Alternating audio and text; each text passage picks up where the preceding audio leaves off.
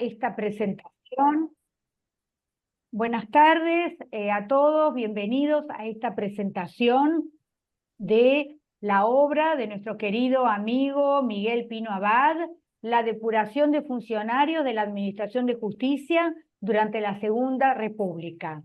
Voy a presentar primero, para los que no conocen, al autor de la obra de hoy, que es licenciado en Derecho por la Universidad de Córdoba, es doctor por la misma universidad, actualmente es catedrático de Historia del Derecho en la Universidad de Córdoba, ha publicado 7 obras sobre la pena de confiscación de bienes en el derecho histórico español, la tacha de testigos en su evolución histórica hasta la nueva ley de enjuiciamiento civil, el recurso de suplicación en Castilla, el delito de juegos prohibidos, la exportación ilegal de bienes en Castilla, la malversación de caudales públicos en la España decimonónica, que creo que también lo presentamos acá en el instituto, y la obra que presentamos hoy.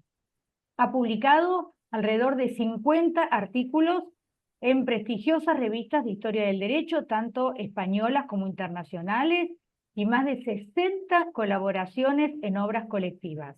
Es miembro del Instituto Internacional de Historia del Derecho Indiano, del Instituto Español de Ciencias Histórico-Jurídicas y de la Sociedad Española de Historia del Derecho.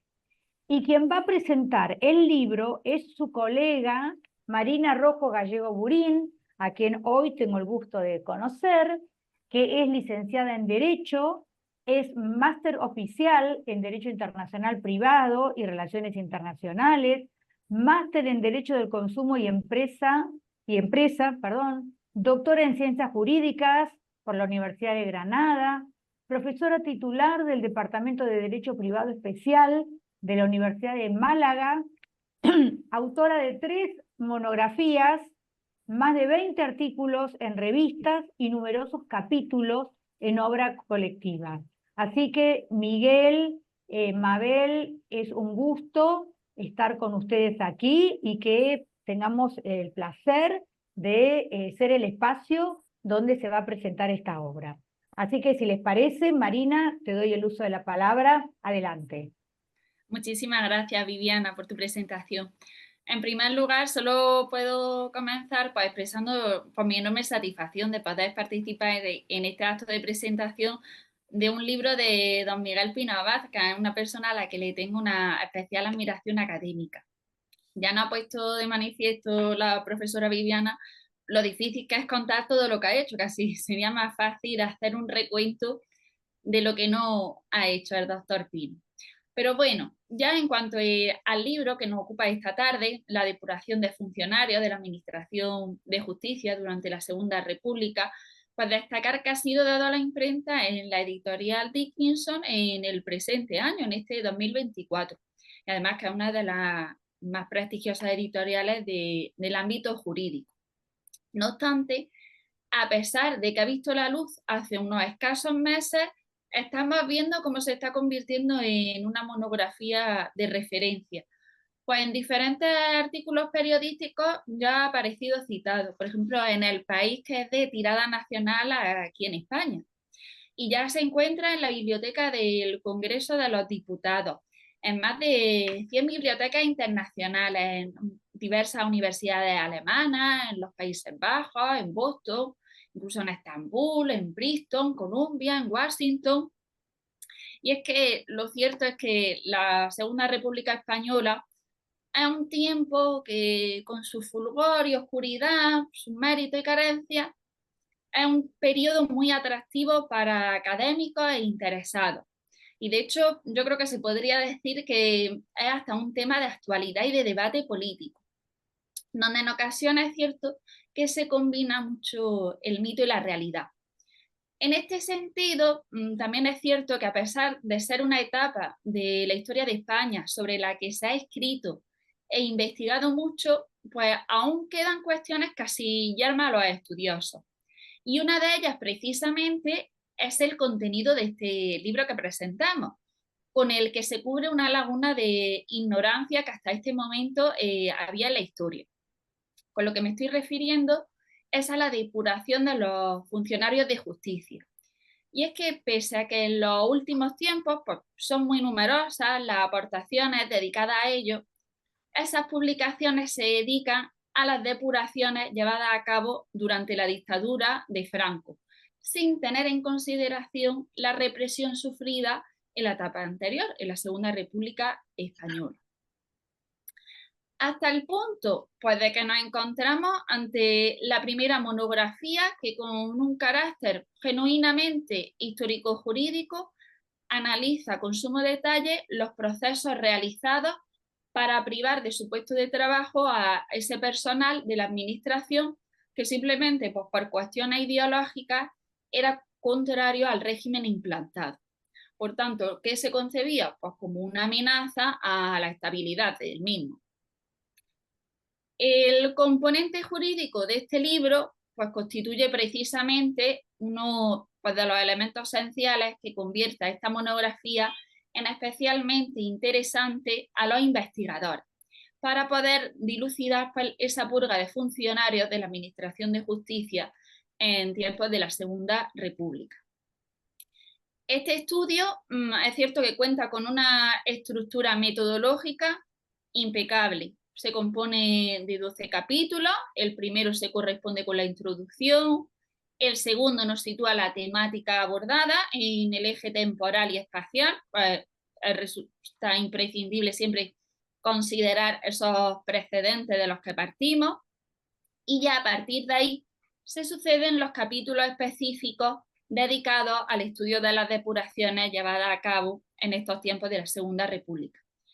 Tras ello, el capítulo 9 incluye dos relevantes anexos. A continuación, le sigue el capítulo que se dedica a la jurisprudencia, donde aquí el autor nos realiza una atinada selección de las sentencias y autos del Tribunal Supremo pues, que han sido más cruciales sobre esta cuestión. Y para finalizar, en el capítulo 11 encontramos pues, toda esa abundante bibliografía y exhaustiva que ha utilizado, y el capítulo 12 hace alusión a los más de 60 periódicos que se han empleado para la elaboración de este libro. Asimismo, creo que es importante pues, ver un poco más despacio las cuestiones más relevantes que se tratan en esta monografía.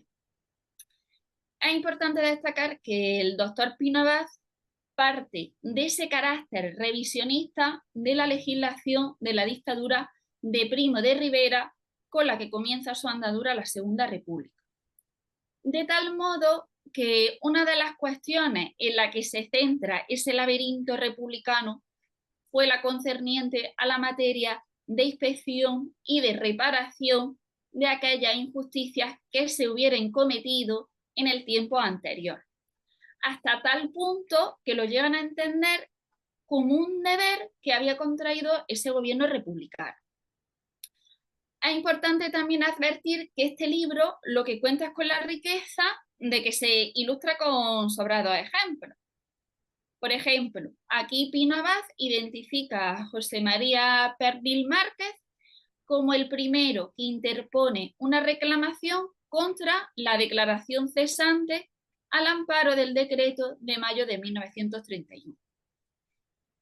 Por tanto, yo creo que también merece la pena destacarse que el autor, lejos de realizar una mera descripción y relato del procedimiento, teniendo como base las fuentes jurídicas, se complementa con los datos y casos fehacientes que se conservan en nuestros archivos, los cuales yo me atrevería a afirmar que literalmente los ha vaciado para esta investigación.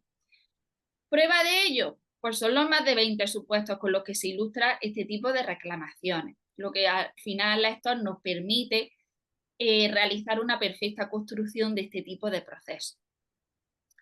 Otro tema también sugerente que se trata en este libro es el de las depuraciones realizadas durante el bienio reformista.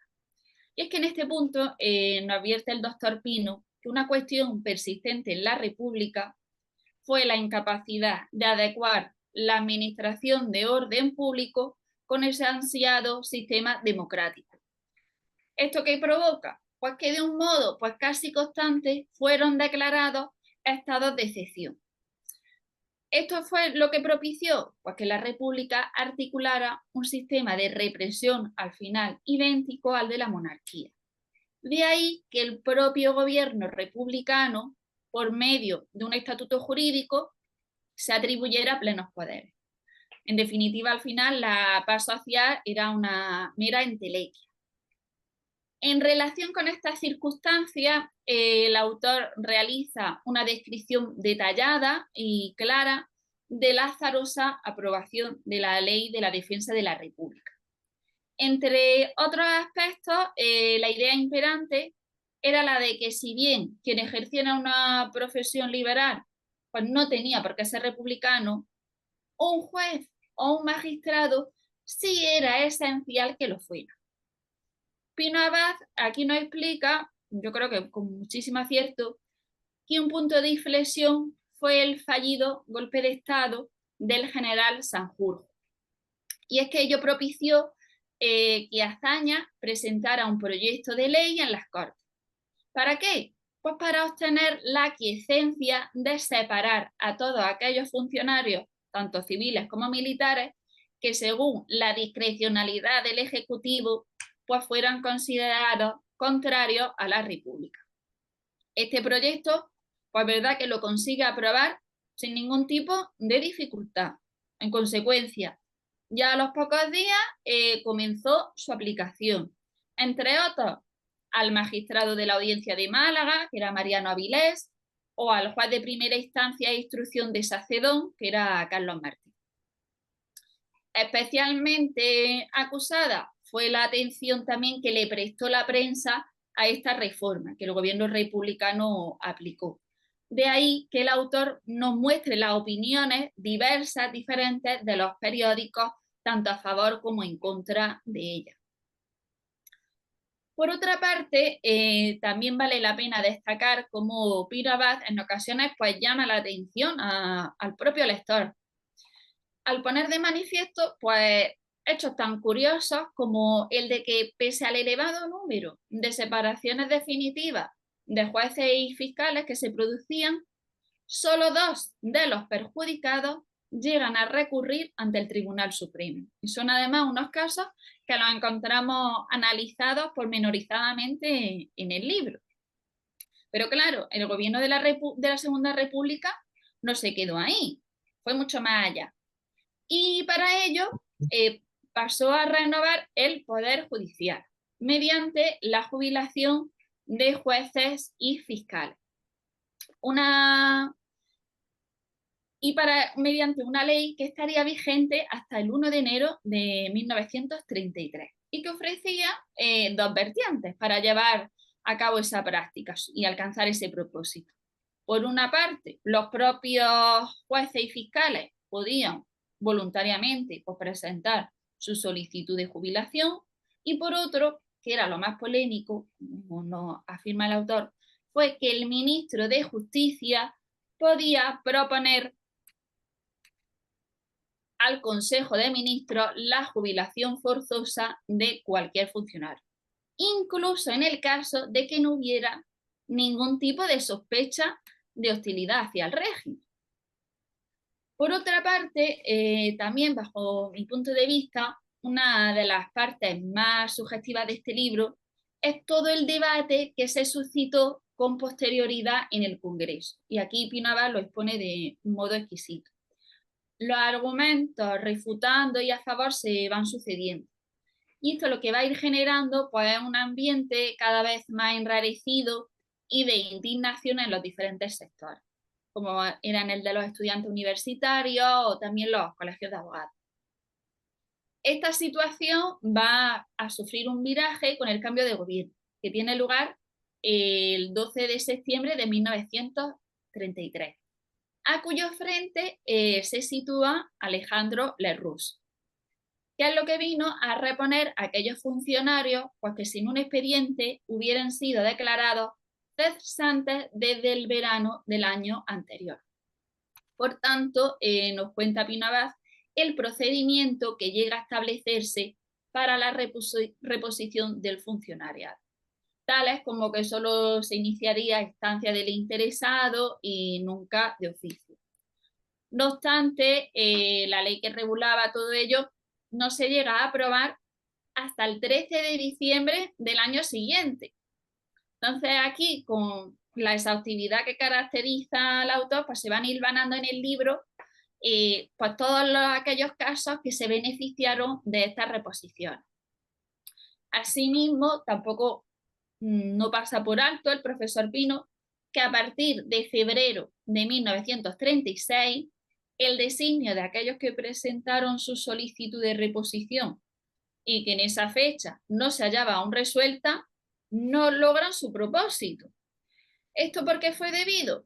A que tras la victoria del Frente Popular y en contra de lo que había prometido, supuso una reactivación del proceso de depuración de la Administración de Justicia. Y entonces fueron muchos, en consecuencia, pues los que vieron frustradas sus aspiraciones de ser readmitidos. Es más, llega a ser aprobada una nueva ley en julio de 1936 sobre jubilaciones de jueces y fiscales, según la cual pues se establecía como edad de jubilación los 65 años. Y sobre todo, pues se incluye la jubilación para todos aquellos que actuasen pues, con hostilidad manifiesta hacia las instituciones políticas de la República. Introduciéndose, eso sí, una importante novedad, y es que ahora el interesado sí debería ser oído. Así, pues, en este orden de cosas, otra parte relevante de este libro es la dedicada a las depuraciones republicanas realizadas ya durante la Guerra Civil Española. Aquí, el punto de partida es que si bien, por una parte, el conflicto bélico lo que supone es que se paralizara casi de un modo permanente la administración de justicia, por otro, también implicó una acentuación de los procesos depuradores. Y ello lo prueba Pino Abad con el decreto de 21 de julio de 1936, donde se ordena el cese de todos aquellos funcionarios que participaran, pues se dice literalmente, en el movimiento subversivo o fueran enemigos manifiestos del régimen. Entonces, esta intensificación de depuraciones se llega a acrecentar aún más en agosto del mismo año, con un nuevo decreto, que ya no exige ser enemigos notorios de la República, sino que a partir de ahora ya solo era suficiente con ser responsable de algún tipo de comportamiento pues, que exigiera alguna justificación. A esta situación pues, hay que añadir otro decreto del 21 de agosto, que lo que viene a crear es las juntas de inspección de tribunales, cuya competencia era la inspección de la actitud y adhesión al régimen de los funcionarios de la Administración de Justicia. Pero ello no quedaba ahí.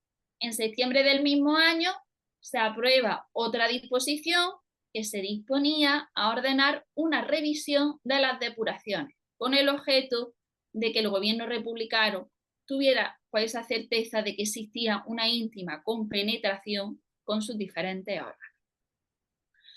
Toda esta normativa, pues claramente lo que va a provocar es un elevado número de funcionarios separados del ejercicio público y con una enorme minuciosidad nos lo expone el autor, lo que a nosotros pues, nos permite como lectores pues, vislumbrar perfectamente pues, la envergadura de este tipo de procesos durante la Segunda República. Pero también es importante tener en consideración que la acentuación de estos procedimientos no cesó bajo el ministerio del anarquista García Oliver, sino que se insistió en el mismo propósito. Y para lograr ese objetivo se ordena la creación de una comisión judicial en cada una de las provincias que se encontraban dominadas por la República. Y además que se encargarían de depurar la actuación y adhesión a la República del funcionario de justicia, así como reorganizar los juzgados y tribunales. Ya en mayo y agosto del 37 se continuó legislando para fortificar estos tipos de procesos de depuración, Se dispone también que sería la sala de gobierno del Tribunal Supremo, la competente para revisar las propuestas formuladas por las comisiones al ministro de Justicia, de tal modo que es el ministro de Justicia quien resolvería sobre cada una de las propuestas que formulara la mencionada sala, pudiendo pues declarar la situación legal de jueces y fiscales que hubieran cesado o tuvieran que cesar, también o readmitir o confirmar a aquellos de los que hubiera constancia de su adhesión al régimen, moralidad y competencia, o realizar nuevos nombramientos interinos. Asimismo, también es importante añadir que durante esos años de la guerra civil, aunque con un carácter muy excepcional, tienen lugar algunas reposiciones de funcionarios. Ya el marco teórico de este libro lo finaliza el autor magistralmente con el 8º capítulo, donde trata la última cuestión que resta para acabar el objeto de estudio, es decir, las reposiciones franquistas de funcionarios depurados durante la Segunda República. Parte de que el 25 de agosto de 1939 el régimen franquista ya promulga un decreto de concesión de los sueldos y remuneraciones a aquellos funcionarios que hubieran sido separados por el gobierno republicano, por la desafección al mismo, para lo cual era preciso seguir un procedimiento determinado de solicitud. Así, tras toda esta magnífica exposición de los hechos, pues Pino Abad acompaña el libro ya a partir de la página 149 de unos valiosos anexos. En el primero de ellos se incluye una relación de todos los funcionarios de la Administración de Justicia separados o jubilados forzosamente en tiempos de la Segunda República, lo que nos permite comprobar muy visualmente cómo es esa distribución de los 766. Y por último, finaliza con una recopilación de las sentencias y autos del Tribunal Supremo, como ya he comenzado diciendo, donde resulta especialmente sugestiva la fundamentación jurídica que es utilizada concerniente a esos procesos de depuración durante la Segunda República. En definitiva, he aquí un excelente libro y muchísimos motivos así lo acreditan. Sin duda, este estudio se suma a las relevantes aportaciones a los que nos tiene acostumbrado el profesor Pino Abad a la historia del derecho, prueba más que suficiente de su erudición. Se encuentra singularizado por una exquisita redacción, un torrente de referencias, jurisprudencia, bibliografía sobre el tema, que sin duda convierte a este libro en imprescindible y de referencia para un análisis de la Segunda República. Y además, lo que es muy importante, sin ningún tipo de sesgo político, que hoy día es muy poco común en los anaqueles. Esta obra es el resultado de ese ejercicio magistral y virtuosa habilidad que cuenta el profesor Pino para interpretar las fuentes doctrinales, jurídicas y documentales, que supone una perfecta reconstrucción de esos procesos de depuración de los funcionarios de la Administración de Justicia durante la Segunda República Española. Solo cabe, por mi parte, darle la enhorabuena al doctor Pino por su brillante monografía e invitar a todos los investigadores interesados en este periodo a su lectura. Pues yo ya le aventuro que esta va a ser deleitosa y podrán descubrir informaciones hasta ahora inéditas. Muchas gracias. Bueno, muchísimas gracias, Marina, muchísimas gracias por esa lectura minuciosa que hiciste. Y bueno, ahora le damos el uso de la palabra. Quedan 10 minutos. No sé, Miguel, si querés arrancar o para no interrumpirte, salimos y volvemos a entrar. Casi mejor lo segundo, Viviana, pienso yo, ¿no? Bueno, Si quieres, entonces, cortamos y volvemos al ok, principio, cortamos y nos ¿vale? volvemos a ver en unos Sí, minutos. creo que es lo ¿Sí? mejor. Bueno, listo.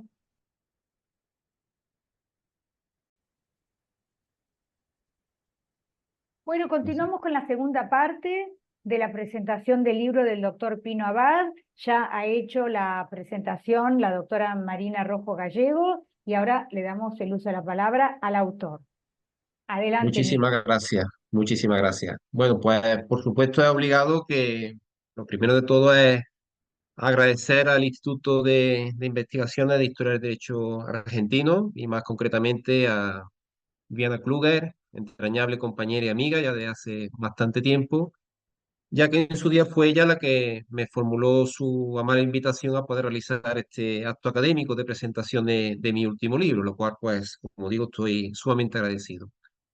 Por supuesto, también unas palabras de agradecimiento a todos aquellos de ustedes que nos han querido acompañar, pese a que, bueno, pues muchos todavía están de vacaciones, están apurando sus últimos días de sus merecidas vacaciones, y a pesar del calor y las circunstancias un tanto adversas, pues también han querido estar con nosotros.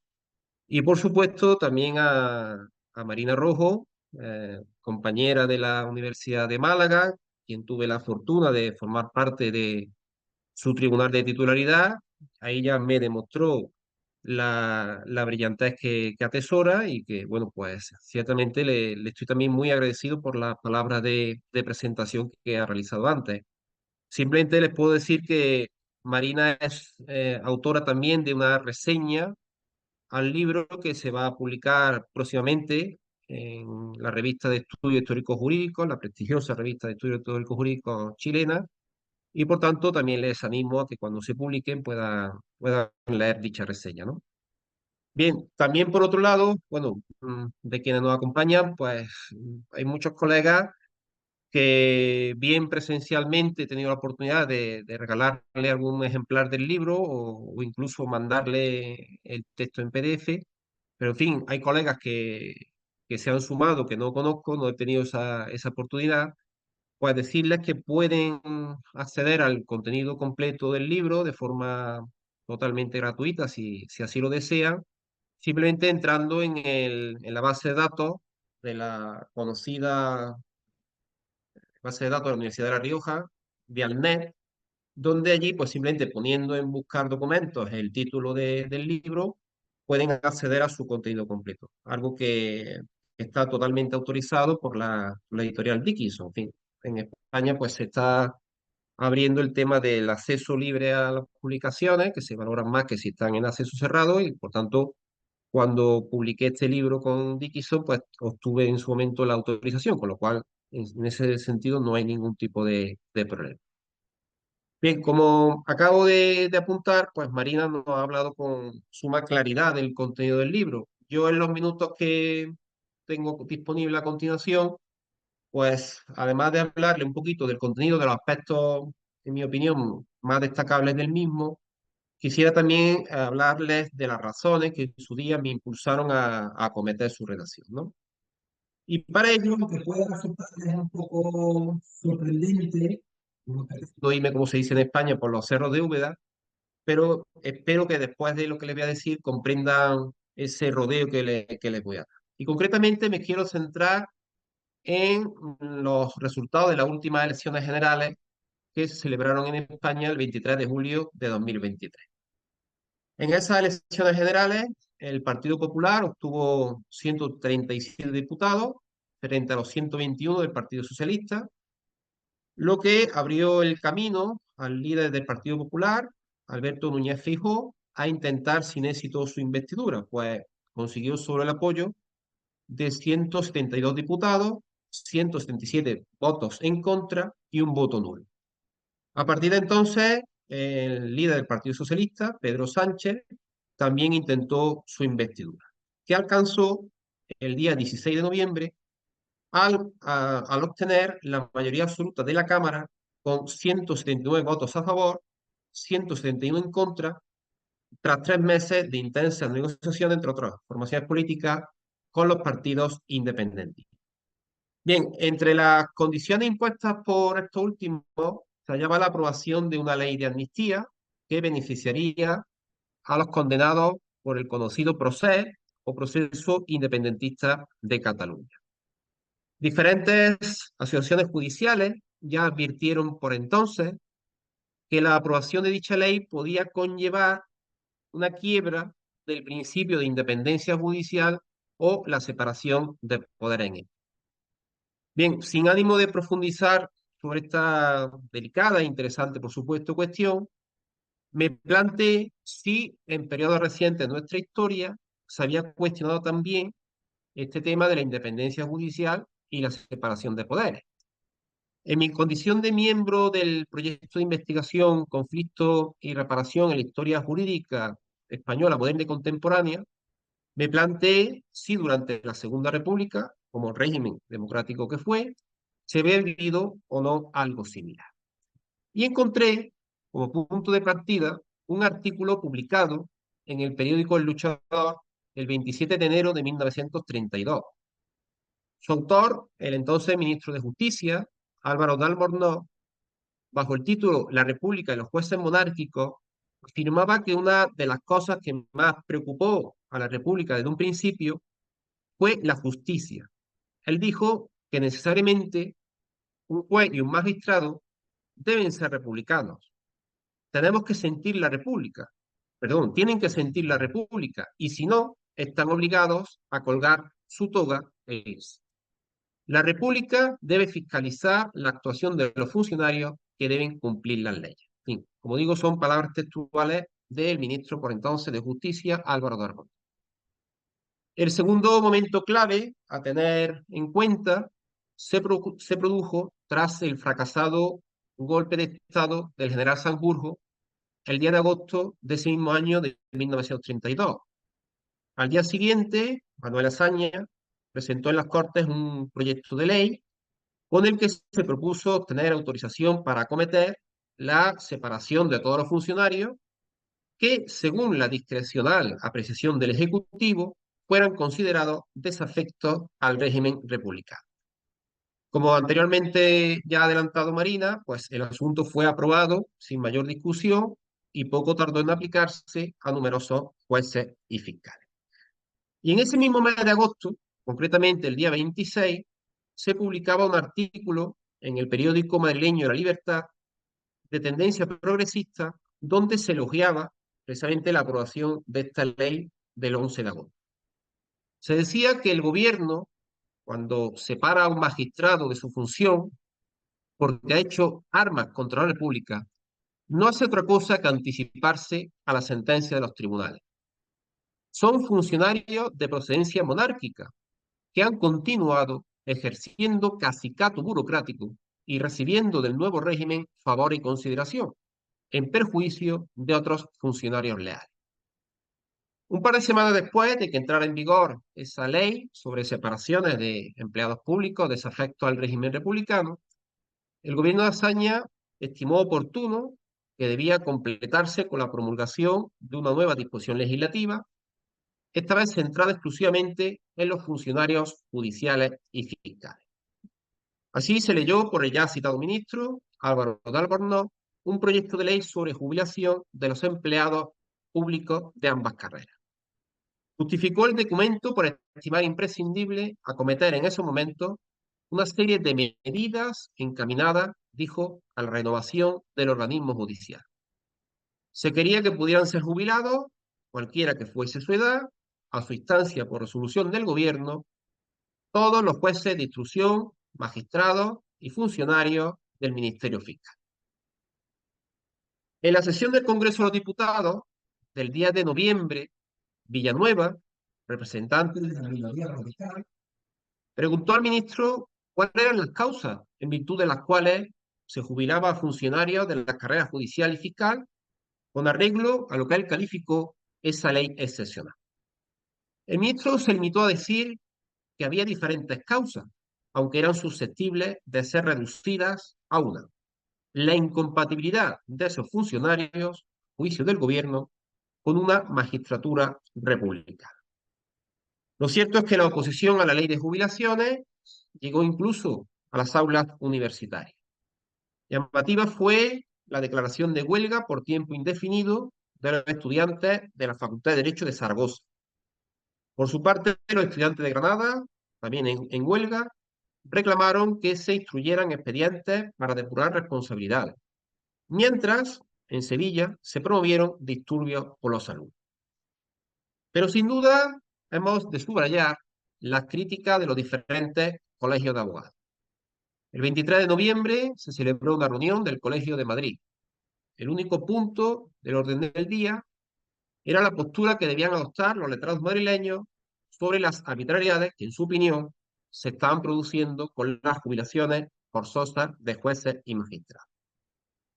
El colegiado juzgó que la Constitución tenía como uno de sus postulados básicos la inamovilidad de los jueces. Ante esos atropellos, los juristas, dijo, tenían la obligación de movilizarse para defender la Constitución. Propuso que se interpusiera el correspondiente recurso contra la ley cuando empezara a funcionar el Tribunal de Garantías Constitucionales. Otros miembros, como Conde, se opusieron al deseo de Azaña de crear una justicia republicana, pues solo podía haber, subrayó, una justicia de derecho. El decano, Melquiades Álvarez, se comprometió a hacer todas las gestiones que estuvieran a su alcance a favor de la independencia del Poder Judicial.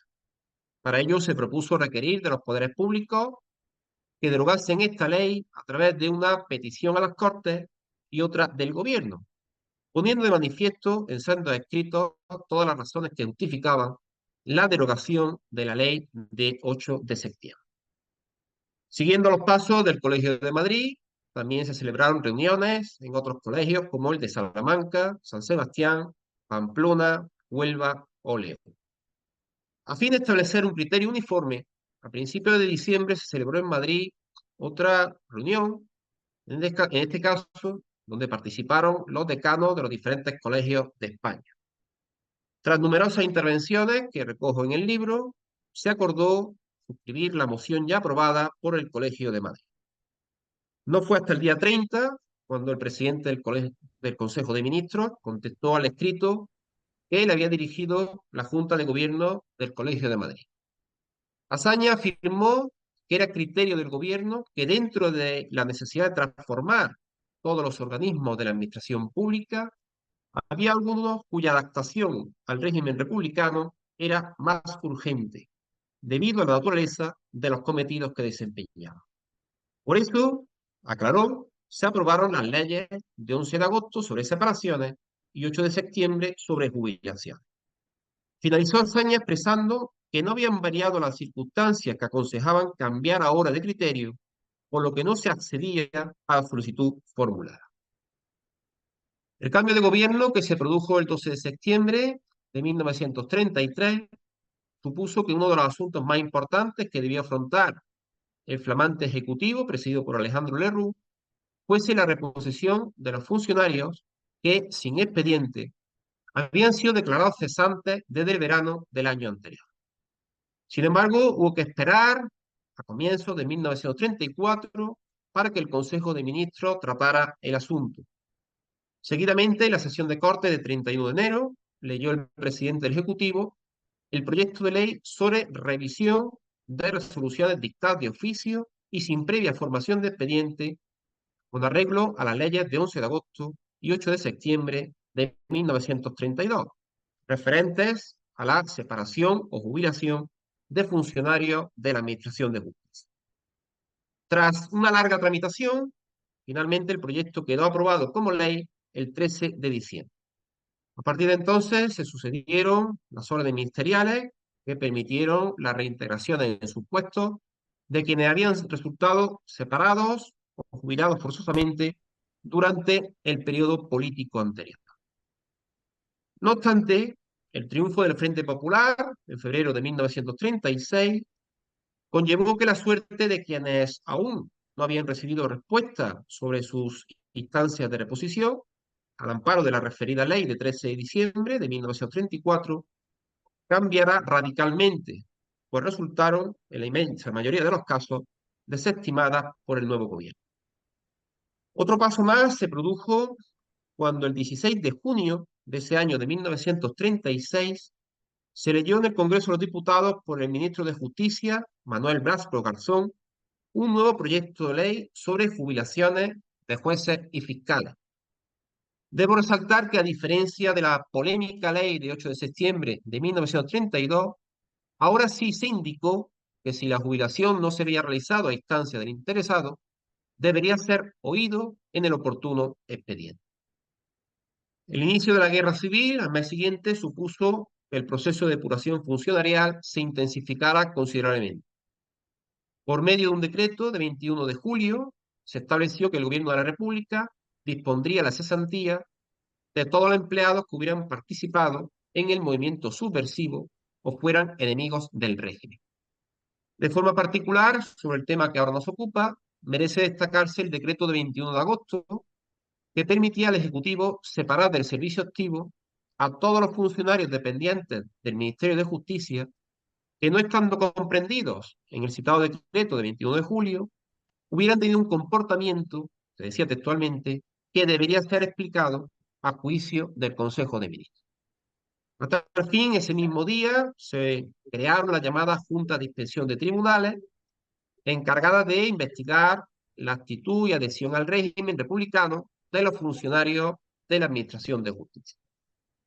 Estos dos últimos decretos se vieron completados con otro de 27 de septiembre de ese mismo año, para que fuese viable acometer una revisión y depuración de los funcionarios públicos de tal índole que, una vez hecha, sepa el Gobierno de la República que existe una íntima compenetración con sus diferentes órganos, por ser capaces de comprender el espíritu de ese momento. A fines de año, y con el anarquista García Oliver al frente del Ministerio, entró en vigor un nuevo decreto donde se insistía en la necesidad de acentuar la depuración del personal judicial en sus distintas categorías, desde los presidentes de audiencia hasta los funcionarios de la justicia municipal. Para hacer frente a estos cambios, se dispuso que en cada una de las provincias, sujetas a la autoridad del Gobierno de la República, se constituyera una comisión judicial, presidida por un magistrado del Tribunal Supremo, que estaría acompañado como vocales de dos personas pertenecientes a las centrales sindicales, propuestas por el Comité Ejecutivo del Frente Popular de cada provincia. Tales comisiones se encargaron de depurar la actuación y adhesión al régimen republicano de magistrados, fiscales y demás funcionarios de la Administración de Justicia destinados en su territorio. Ya en el año siguiente, concretamente el 28 de mayo, una orden dispuso que, junto a la labor depuradora de las comisiones judiciales, tanto por parte del presidente del Tribunal Supremo como de los presidentes de las audiencias provinciales, se exigiera a magistrados y jueces, a sus órdenes, declaración jurada de no hallarse comprendido en ninguna de las causas de incapacidad, prohibición o incompatibilidad que señalaban las normas por entonces vigentes. Poco después, durante el verano, otro nuevo decreto estableció que fuera la Sala de Gobierno del Tribunal Supremo la encargada de revisar todas las propuestas formuladas por las comisiones judiciales al ministro. Había de informar, previa acreditación de los antecedentes necesarios, sobre las enmiendas, adiciones o nuevas propuestas de depuración. A pesar de todo este cúmulo, la experiencia demostró que el proceso depurador no se había extendido a la totalidad de los funcionarios de la Administración de Justicia, por lo que, a través de una orden de 11 de marzo de 1938, se dispuso que todos los que no hubieran no hubieran sido depurados, por las comisiones provinciales, lo fueran por la Sala de Gobierno del Tribunal Supremo, que debería elevar su propuesta conforme a lo recogido en el citado decreto de 6 de agosto de 1935. De todos los funcionarios depurados, pocos consiguieron convencer a la autoridad republicana de su inquebrantable lealtad al régimen, para reingresar en los puestos de que fueron en su día apartados ante las sospechas ideológicas que habían despertado. Concluyó ofreciéndoles los datos globales de los funcionarios de la Administración de Justicia que fueron depurados por el régimen republicano. El desglose por categoría lo pueden encontrar en la tabla que recojo a partir de la página 195. Los separados preventivamente fueron 101, los separados definitivamente 525 y los jubilados forzosamente 140. Pues nada más y muchísimas gracias por su atención. Y ahora pues quedo abierto a las opiniones que quieran manifestarme al respecto. Muchísimas gracias. Muchísimas Muchas gracias, gracias. Miguel, excelente, excelente trabajo. Ya me estoy anotando para poder verlo. Si podés pasarnos el link de Ujú. dónde se puede bajar, o me lo Sí. pasás después y yo se lo paso a toda la gente que se anotó. ¿Eh? Y bueno, está abierta la presentación del doctor Pino Abad para los que quieran hacer preguntas y comentarios, que seguramente los sabrás muchos. Yo, si les parece, empiezo con una pregunta mía desde el punto de vista metodológico, Miguel. Sí, Entiendo que trabajaste sobre expedientes, sí. sobre, bueno, explicarnos las fuentes que utilizaste y si tomaste una muestra. Bueno, vamos a ver. El primer gran problema, expedientes no hay. Por eso digo que el gran problema de todas estas depuraciones es que no se incoaron expedientes. O sea, discrecionalmente el gobierno de la República o los gobiernos de la República cesaban o jubilaban forzosamente a quienes ellos consideraban ideológicamente un peligro para el régimen republicano. Ese es el gran problema. Por eso, cuando en 1934 se aprueba la ley de reposiciones, se establece que se van a realizar todas aquellas depuraciones que se han realizado precisamente sin cumplir con ese requisito de la incoación de expediente. ¿Cómo conozco quiénes habían sido depurados? Es decir, cesados, jubilados forzosamente. Pues leyendo día tras día el contenido, las distintas órdenes ministeriales, los distintos decretos publicados en la Gaceta de la República. O sea, esa ha sido fundamentalmente mi herramienta de trabajo, o una de mis herramientas de trabajo. Y junto a ello, en fin, yo me he vuelto últimamente bastante adicto al manejo de la prensa histórica, pues también toda la prensa que se publicó durante todo el periodo republicano, ¿vale? O sea que, lamentablemente, expedientes como tales no hay. O sea, no puedo leer un expediente y saber qué es lo que alegaron cada una de las partes, por una parte la administración, por otra parte el funcionario afectado, porque lamentablemente no lo hay. Sí, de hecho, además, cuando se produjo el cambio de gobierno en septiembre de 1933, y tuvo que intervenir en las Cortes el nuevo ministro de Justicia, pues dijo que no se podía aportar nada a las Cortes porque sencillamente los expedientes no existían, ¿no? Ese es el gran tema, ¿vale? Por tanto, fundamentalmente, Gaceta de la República y prensa histórica. O sea que se tomaron todas las medidas sin audita aparte y sin ningún tipo de fundamentación.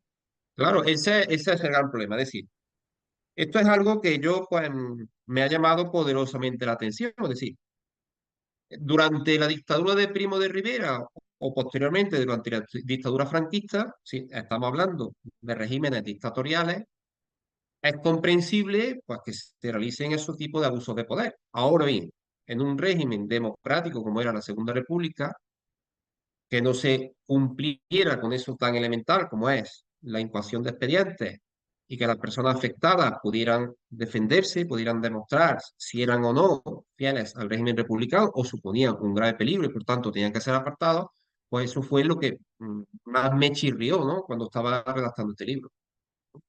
Bueno, muy bien, acá como preveía, ya vemos las manos levantadas. Primero Tema muy Salvador, polémico, Viviana, tema muy polémico, ¿eh? muy polémico, muy polémico. Y bueno, obviamente yo sabía que tus compatriotas iban a ser los más, que iban a querer intervenir más. Le Muy damos bien. el uso de la palabra a Salvador, cortita la pregunta, cortita la respuesta, y a Carmen. Preséntense para los que no los conocen, ¿eh? ¿Quiénes son? ¿De dónde son? Adelante, Salvador. Hola, muy buenas tardes, buenas noches ya aquí en Es España, muy bajito, en Alicante, soy Salvador Latorre. No se te escucha. ¿Sabés, Salvador, es muy que bajito. el sonido está como muy Un saturado? poquito más. Bueno, dele usted la palabra a Carmen y me pongo auriculares Ok, ok. para... Adelante, Carmen, presentate para los que no Hola, te conocen. buenas tardes a todos. Soy Hola, Carmen Losa. Carmen. ¿Se oye? Sí, yo te Perfecto. oigo Sí, perfectamente. perfecto. Soy profesora titular de la Complutense y quería felicitar a los intervenientes y al instituto por esta adecuada y muy meritoria posibilidad de conocer estas nuevas obras de nuestros compañeros aquí y allá en el Atlántico. Yo he hablado mucho con Miguel de este tema y sabe que hay cosas en las que no estamos de acuerdo. En principio, porque tú mismo lo has dicho, en ningún momento se puede hablar de depuraciones oficialmente, puesto que eran jubilaciones.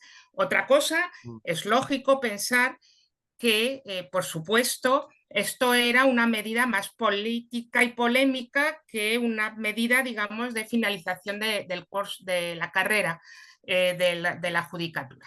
Bien, dicho esto, me gustaría saber tu opinión sobre la manera de enfocar este tema, que hay otros historiadores del derecho que también conocemos y que de reconocido prestigio, que, bueno, han visto cómo la judicatura fue uno de los poderes que realmente puso muchas piedras en el camino de la Segunda República. Estoy hablando del libro que perfectamente conoces, Jueces contra la República. Me gustaría saber tu opinión sobre este libro, porque es un libro muy documentado y es un libro que efectivamente tiene una visión totalmente diferente a la que presentas en el tuyo, y creo que es bueno, sobre todo para nuestros colegas americanos, pues ver un poco el contraste, si te parece bien. Gracias. Bueno, muchísimas gracias, Carmen. Yo creo que el hecho de que tengamos discrepancias sobre el mismo tema, eso es enriquecedor, no No, podemos decir otra cosa, ¿no? totalmente. O sea, que eso es muy positivo, ¿vale? Bueno, yo me voy, en relación a tu pregunta, me voy al principio del régimen republicano. Una de las primeras medidas que adopta el gobierno de la República, el gobierno provisional, fue precisamente reponer a los jueces, magistrados, etcétera, que habían sido represaliados durante la dictadura de Primo de Rivera. O sea que eso por un lado, ¿vale? Y luego, por lo tanto, no se puede decir tampoco que la magistratura o la judicatura en bloque eran hostiles a la Segunda República. Yo creo que eso, en fin, las exageraciones nunca son adecuadas y pienso que en este tema exactamente igual. Y luego, pues en fin, otra reflexión. Vamos a pensar en magistrados del Tribunal Supremo, personas influyentes, personas poderosas, que sí pueden, a través de sus sentencias, a través de sus comportamientos, convertirse en un peligro para el régimen republicano. Pero resulta que la depuración afectó a funcionarios, agentes judiciales, oficiales, etcétera, que estaban en cualquier reducto, en cualquier pueblo perdido de España. En fin, debemos plantearnos hasta qué punto esos funcionarios podían conllevar o podían suponer un peligro para el régimen republicano. Y vuelvo a lo de antes, es decir, me hubiese parecido que lo más oportuno dentro de un régimen democrático es que todo ese proceso depurador, sí, vamos a decir que sí era un peligro, todo ese proceso depurador se hubiese realizado cumpliendo pues con toda la tramitación administrativa. Si son funcionarios, ¿están haciendo su trabajo bien? ¿No lo están haciendo bien? Bueno, pues vamos a incoarle expediente y vamos a demostrar si realmente esas personas son o no un peligro para el régimen republicano. Insisto, no se puede decir que en bloque todos los jueces, todos los magistrados fueran un peligro para la Segunda República porque provenieran del sistema anterior monárquico, ¿no? De hecho, ya digo, la Segunda República tendió la mano y una de sus primeras medidas fue precisamente reponer a muchos de los que habían sido Una previamente depurados. pregunta, una Sí, última pregunta. Solo es dime, una dime. curiosidad, porque sí que lo mencionas en alguna ocasión, pero no recuerdo haberlo, no me acuerdo en este momento. ¿Los depurados nunca tuvieron jubilación o sí se les reconoció los haberes? Sí se le reconoce los haberes, sí, sí, estamos hablando. Una cosa es los cesados, separados, definitivamente, que eso no recibieron ningún tipo de emolumento, y otros fueron los jubilados forzosamente con independencia de su edad. Eso sí se estableció una tabla que, dependiendo de su categoría, iban a recibir un sueldo determinado. Pero Ya. claro, eso fue una también de las críticas que se realizaron, claro, no hemos tenido tiempo, pero bueno, en el libro lo digo, ¿no? Una de las críticas que se realizaron en los debates de Cortes. Dijeron, bueno, ahora resulta que para un mismo puesto estamos pagando dos sueldos, al que se ha jubilado forzosamente y a su sustituto, ¿no? Sí, con lo cual Eso evidentemente es también un agravio para las arcas públicas, etcétera. En fin, como digo, eso pues también lo recojo en el libro, pero los jubilados forzosamente sí recibieron. Y de hecho, pues en fin, ahí no te puedo decir ahora mismo la página exacta donde hago mención, pero sí se Sí, sí, es recogió que me que pareció, no me acordaba bien. Pues dependiendo de la muchísimo. categoría que tuviera, pues evidentemente, pues en fin, los que fueran magistrados del Tribunal Supremo, pues tendrían más emolumentos que otros, ¿no? Dependiendo de su categoría, pues recibieron su correspondiente pensión, ¿vale? Muchas gracias, muy Nada, a amable. ti, Carmen, por supuesto. Muchas gracias. Hay dos preguntas más, tenemos poco tiempo, así que si les parece, le pedimos a Salvador que la haga y si nos quedamos sin tiempo, volvemos a entrar con el mismo link solamente para la única pregunta que queda, que va a ser la de Manolo Torres. Adelante, Salvador, presentate, por favor. Buenas tardes. ¿Ahora se me oye mejor? Sí, un Sí, poco mejor, Poquito, sí. un poco mejor. Vale, poquito. bien, un poquito mejor. Bueno, yo les hablo desde Alicante, soy doctorando de la Universidad de Alicante en el área de Historia del Derecho y de sus instituciones. Soy funcionario de la Administración de Justicia titular desde hace ya bastantes años y la verdad, claro, el tema no podía dejar de interesarme. Evidentemente, la Administración de Justicia siempre ha sido y quiere ser controlada por el poder político. El poder político, sea republicano, monárquico o democrático, intenta controlarlo. Y lo intenta controlar, pues, por una parte, haciendo la barbaridad que hicieron de cesantías. Hombre, decir que te jubilan anticipadamente y no decir que no te depuran, mira, eso es escamotear la situación, sencillamente. Y, por cierto, felicidades por la intervención, su intervención magnífica. Y como ha dicho usted el link, me he vuelto al link y ya me he bajado su libro en el ordenador. Ya tengo su libro en el ordenador. Y aquí estoy viendo, y esto se lo digo a la profesora Carmen, que a ver, el alguacil Jacobo Rovira Mas del juzgado número 4 de Valencia, ¿qué tenía? El alguacil, uno de los depurados, el oficial de segunda clase. Hombre, aquí hay un presidente del Tribunal Tutelar de Menores, el presidente del Tutelar de Menores de Valencia, Mario Rivas Cañizares, que estoy leyendo, ¿vale? Bueno, pues, en fin, fue una depuración pura y dura, y yo así lo veo. Cuando te jubilan, que no te den los haberes pasivos, pues que no te lo reconozcan ya es una gran putada. Que te lo reconozcan, bueno, pues qué menos que eso. Pero además es, como ha dicho el profesor Miguel Pino, pues oiga, es al erario público es cargarle por el mismo puesto. ¿Y quién iba a ocupar ese puesto? Alguien que políticamente es correcto, pero ¿y jurídicamente? Y jurídicamente es que aquí hay que tener unas competencias jurídicas. ¿Y cuál es el imperio? El imperio que debe regir en los tribunales es el imperio de la ley. En fin, yo solo quería dejar esta pequeña reflexión y muchas gracias. Me voy a leer en los poquitos días que me quedan de vacaciones su libro, pero ya. Muchas gracias. Bueno, Muchas vamos a gracias. hacer algo, vamos a salir otra vez y volver a entrar, así Miguel contesta y le Sí, damos espacio a Manolo para su pregunta, ¿eh? Nadie se muy queda bien. fuera. Bueno, continuamos entonces con la última parte de la presentación del libro del doctor Miguel Pino Abad, que ha despertado tanto interés. Miguel,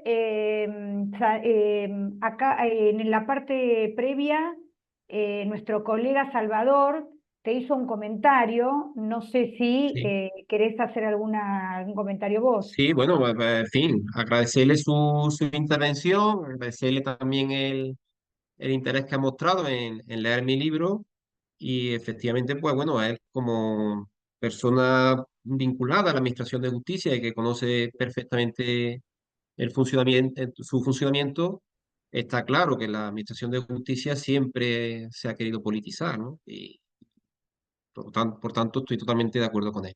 Y también decirle que Concretamente, la Comisión Judicial Depuradora de Alicante fue una de las más activas de España. He encontrado muchísimos funcionarios de distintas categorías que fueron objeto de depuración por esta comisión judicial. Y Muy que, bien, bueno, menciono también en el libro, claro. muy bien. Manuel Torres, adelante, qué gusto verte. Te veo muy, muy deportivo, con un atuendo muy, muy veraniego, muy Bueno, vacacional. Nos estás dando envidia a todos. eso. Pero bueno, Bueno, pues te es queremos, te mi último perdonamos. día de vacaciones hoy, o sea que Bueno, mañana vuelvo a Córdoba, pero no me quería perder la presentación del libro. Buenas tardes, buenas noches a todos, un placer veros, a Viviana, por supuesto, que te quiero mucho, como tú ya sabes, y en fin, siempre es un placer, ¿no? Acudir a esta cita y bueno, reconocer la sensibilidad que tenéis en el instituto para tratar temas que nos atañen a todos, ¿no? Y que nos interesan a todos como historiadores del derecho. Bueno, en primer lugar, pues bueno, quiero felicitar a Miguel, él sabe que el libro pues me lo he leído, me ha gustado, es un libro muy trabajado, un libro con una amplísima documentación, siempre con la seriedad que Miguel desarrolla sus trabajos, ¿no? Sin embargo, no oculto que evidentemente es un tema polémico. Salvador, al que no tengo el gusto de conocer, ha planteado una cuestión y yo, pues, al hilo de lo que él ha planteado y lo que también ha dicho Miguel, con el que él sabe que yo discrepo en estas cuestiones, bueno, pues tengo que señalar varias reflexiones a propósito. Bueno, la primera es que la República se ve amenazada desde el primer momento por una serie de fuerzas reaccionarias, entre las que se halla la Administración de Justicia, que intentan impedir todas las reformas que se ponen en vigor desde la legitimidad del poder legislativo, que es una de las cuestiones, ya que Miguel lo pillé, no le pillé bien la introducción que hizo porque andaba en otra cosa y oí algo de la situación actual, ¿no? Bueno, pues la situación actual es que nos estamos encontrando con un poder judicial que acaba de entender que su papel es el de defensor frente a los otros dos poderes de la democracia. Eso es un error. La organización de los poderes dentro de la Constitución española, igual que dentro de la Constitución argentina, o igual dentro de cualquier régimen de Estado de Derecho, es una situación de poderes en equilibrio. Ningún poder tiene digamos, la capacidad de ser el intérprete único de la realidad democrática y tampoco el defensor único de la realidad democrática. Es un mal que tenemos ahora mismo en España, donde los jueces se han creído que ellos son los legitimados para defender la Constitución frente al poder legislativo o frente al poder ejecutivo. Ese mal que actualmente está presente en nuestro sistema democrático, pues es algo que ya se anticipó, se vislumbró en la Segunda República. Los jueces se creyeron con la capacidad de obstaculizar el desarrollo de medidas legislativas aprobadas por las Cortes, aprobadas por el Poder Legislativo. Por ejemplo, una muy significativa, el divorcio. Está extraordinariamente documentado la cantidad de procedimientos en los que los magistrados no hacen, sino en los procedimientos, que poner impedimentos al desarrollo de procedimientos en los que trata de la disolución del matrimonio. ¿Por qué? Porque ideológicamente no estaban de acuerdo con el hecho de que se pudieran divorciar las personas. Una vez más, los magistrados olvidan, ahora y antes, que su ideología, sus valores, no están por encima de la legislación aprobada en el Poder Legislativo. Que ese es uno de los problemas básicos que, querido Salvador, tiene la Administración de Justicia en nuestro país. Que los jueces anteponen sus valores y sus principios al poder legislativo. Y el poder legislativo es el único que emana directamente de la soberanía nacional. Es el único. Los otros tienen otra consideración. Y eso cualquier estudiante de Derecho Constitucional lo sabe perfectamente. Ese mal que tenemos hoy en nuestro sistema democrático es el mismo que se desarrolló en el año 31, 32, 33, en el que los jueces, una vez más, pretendieron erigirse en los máximos intérpretes del poder legislativo. No, mire ustedes tienen que aplicar la legislación, pero no tienen que aplicar sus valores.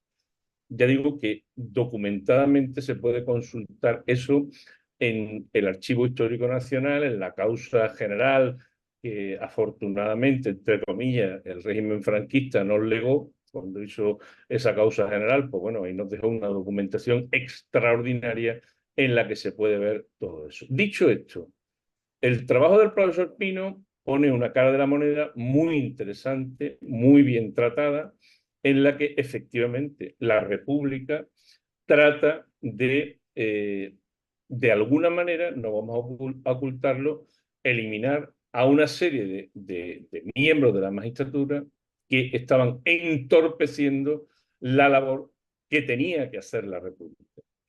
Y frente a la República, ya digo, desde el minuto uno hay una serie de poderes que se van a manifestar, sin ir más lejos, en agosto del 32, ¿no? Muchas veces se dice, no, es que la República generó un sistema en el que era un caos. Oiga, es que si no nos dejan hacer un proyecto desde el primer momento, pues es muy difícil montar esa situación, ¿no? Entonces, esa cara de la moneda que plantea el profesor Pino, en la que sin duda, yo he visto muchos de los expedientes que él trabaja, hay medidas injustas, hay, como decía antes el interviniente, pues jubilaciones que en realidad ocultan depuraciones, no lo vamos a negar. Por cierto, no se nos olvide que también en el ámbito militar se produjeron multitud de jubilaciones anticipadas, precisamente para quitarse a militares, generales, coroneles, tenientes coroneles, que habían estado en connivencia con la dictadura de Primo de Rivera y que estaban actuando desde el primer momento contra la República. Entonces, bueno, esa es una cara interesante, pero otra cara que complementa ese libro del profesor Pino, que ya digo, es un trabajo para mí muy recomendable y muy digno, se tiene que complementar con la otra cara.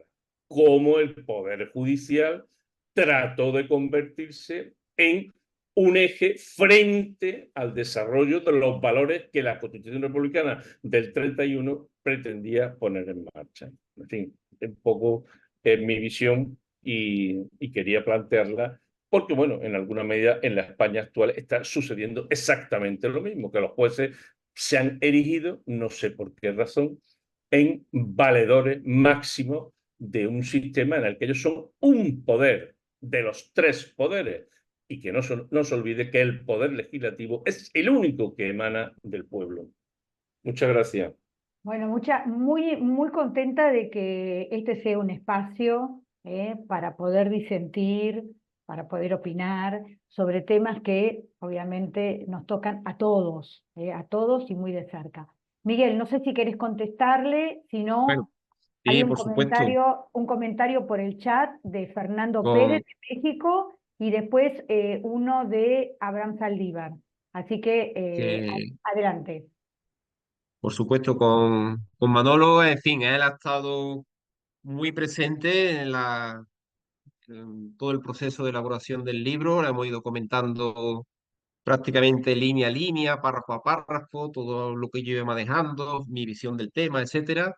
Y bueno, lo que él ha dicho ahora mismo es una reproducción de lo que tantas veces hemos comentado, ¿no? En fin, él tiene su lado discrepante con el libro, lo cual, pues, como he dicho antes, me parece muy bien, ¿no? Y simplemente una puntualización, es cierto, sí. Muchísimos jueces y magistrados, como ha dicho Manolo, con acierto, desde el minuto uno fueron hostiles al régimen republicano. pero también el ordenamiento jurídico tenía resortes para poder actuar contra esos jueces, esos fiscales, esos magistrados que eran un peligro para el régimen. Y ahí está la ley orgánica del Poder Judicial. ¿Por qué no se incoaron expedientes? ¿Sí? ¿Por qué no se permitió a esos funcionarios teóricamente peligrosos al régimen republicano defenderse? Y simplemente lo único que consta, como he dicho antes, es la orden de cese o de jubilación forzosa en la Gaceta de la República. Y no hay nada más. Es que no hay nada más, desgraciadamente, ¿no? Y luego también otro aspecto llamativo que en todo este tema es que las anteriormente citadas comisiones judiciales depuradoras, pues, como he dicho, estaba formada por un magistrado del Tribunal Supremo y dos vocales, o sea, una mayoría de sindicalistas, bien de la UGT o de la CNT. ¿Eh? O sea, ellas eran mayoría, personas sin el más mínimo conocimiento del ordenamiento jurídico, no pertenecían ni a la carrera judicial, ni a la fiscal, ni nada, con independencia de cuál fuera su ideología. Hombre, eso me parece, como digo, bastante chirriante, bastante llamativo, ¿no? Pero en fin, ya digo Perdona, que Miguel, ¿pero eso en qué año fue? eso ya ¿En qué fue en año el fue? 36, 36. Es que, es que es muy Sí, diferente hablar de la justicia republicana mientras que hay una situación de, entre comillas, normalidad constitucional del 31 al 36 y otra cosa sí, muy diferente hablar a partir de una situación de guerra civil en la que sí, ya... pero que Manolo, que vuelvo a lo que dije Pero que la antes, que Administración yo de creo... Justicia no se puede jugar, la Administración Republicana, la Administración de Justicia Mm, Republicana, del mismo modo, del 31 al mm. 36 y del 36 en adelante. Es completamente distinto. Estamos totalmente de acuerdo, pero vuelvo a hacerme pesado. Sí, que aquí el gran problema que yo veo en todo esto es la falta de expedientes y nada más. O sea que, en fin, Ok, la bueno, posibilidad dentro de un régimen democrático de que un funcionario público pueda defenderse y realmente se demuestre o no que es un peligro para ese régimen y nada más. ¿Vale? tal cual. Bueno, Pero en nos fin, estamos como ves, quedando... Viviana, yo siempre estoy a la gresca con Manolo. Luego nos queremos mucho, pero en fin, estamos a la gresca Ya siempre. lo, No, ya lo no, sé. estamos a la greca. Lo que pasa es que bueno, hemos discrepado muchísimo en este tema. Eso es Y bueno, eso es también, bueno. Yo por lo pues, menos lo hombre, agradezco mucho. hombre, si todos pensáramos igual, entonces ya, No, Vaya crecemos, aburrimiento. ya él crecemos trabaja mucho juntos. más que yo, ¿eh? Él trabaja mucho más que yo. Crecemos juntos. Bueno, ahí ya no tenemos mucho más tiempo porque nos estamos extendiendo demasiado. Fernando Pérez, hiciste un comentario por el chat. Abrite el A ver si lo micrófono, veo. presentate y haz el comentario, por favor, Fernando. A ver, ¿dónde está Fernando? Muchas gracias, doctora Kluger. Ah, Soy Fernando Pérez Galaviz, de México. Estoy como profesor en la Universidad Panamericana. Yo principalmente me dedico al derecho civil, pero pues me llama muchísimo la atención el tema que ahora he escuchado planteado por usted, doctor Pino Abad, y la realidad que estamos viviendo en el México contemporáneo, ¿no? Seguramente han sabido que de algunas semanas para acá pues se pretende realizar una reforma judicial por virtud de la cual se pretende cambiar a todos los juzgadores federales y que estos sean elegidos nuevamente por elección popular, ¿no? Al final del día creo que hay muchas similitudes en este proceso de purga que usted más o menos ha platicado, ¿no? Y que pues puede tender a problemáticas de impartición de justicia tremenda, ¿no? En miras al equilibrio de poder. El comentario en ese sentido. Le agradezco mucho su presentación y me ha dejado, la verdad, sí, con mucho que pensar. Gracias. muchísimas gracias. Bueno, muy bien. Y cerramos con Abraham Saldívar. Abraham, presentate y haz tu pregunta. Gracias. Que creo que en realidad a estas alturas ya no es una pregunta, es una confirmación. Hay un público acá. Presentate, Abraham, presentate. Perdón. Abraham Saldívar, de la Pontificia Universidad Católica del Ecuador y doctorando también en la Universidad de Alicante. Nada, que aquí hay un público bastante amplio de Latinoamérica y que este texto nos es muy cercano, porque algo parecido a lo que ocurrió en la Segunda República, probablemente en España, en este cambio de régimen, pues nada, lo vemos en Latinoamérica todos los días con temas ideológicos, ¿no? Gobiernos con diferente arista ideológica que traen entonces también este impositivo de transformación. Entonces, me encantó la presentación del doctor Miguel cuando dijo, conecto mi obra con este presente español porque la mayoría de acá somos profesores de historia del derecho, y precisamente hacer esas conexiones entre el pasado y un presente cotidiano, por lo menos acá en América Latina, es una maravilla. Así que es una joya que sabremos utilizar de este lado del Atlántico. Muchas gracias, doctor. Muchísimas gracias. Bueno, Miguel, no sé si querés, ya nos vamos despidiendo. Sí, Yo por mi parte te agradezco muchísimo, muchísimo. nada, todo lo contrario, Viviana, todo lo contrario. Agradezco a Yo, toda la barra que se sumó hoy a tu charla. Me despido de todos y te doy el uso de la palabra para que te despidas vos. bueno, pues muchísimas gracias. En fin, reiterar lo que ya he dicho antes, Viviana, que cuando me planteaste la posibilidad de realizar la presentación del libro, pues te lo agradecí mucho porque me pareció una iniciativa maravillosa, sobre todo, en fin, para dar a conocer la obra a nuestros colegas de América, porque muchos de historiadores de derecho de España pues ya la conocen, ¿no? Como he dicho antes, bien porque tengo oportunidad de entregarle el ejemplar impreso o de mandarle el correspondiente PDF, entonces la obra pues ya la conocía y ya hemos ido comentando, etcétera. Pero bueno, gracias al instituto y a ti en particular, pues se abre también esa posibilidad de que más personas lo puedan conocer y se pueda abrir ese debate sobre un tema que, en mi modesto punto de vista, considero bastante interesante. Así que nada, muchísimas gracias a todos por haber participado en la presentación del libro. Bueno, muchísimas gracias a todos y bueno, nos estamos viendo la semana que viene con otra presentación. Chao a Sí. todos, que terminen bien las Adiós, muchas vacaciones. gracias. Gracias a todos. Adiós, gracias. Chao.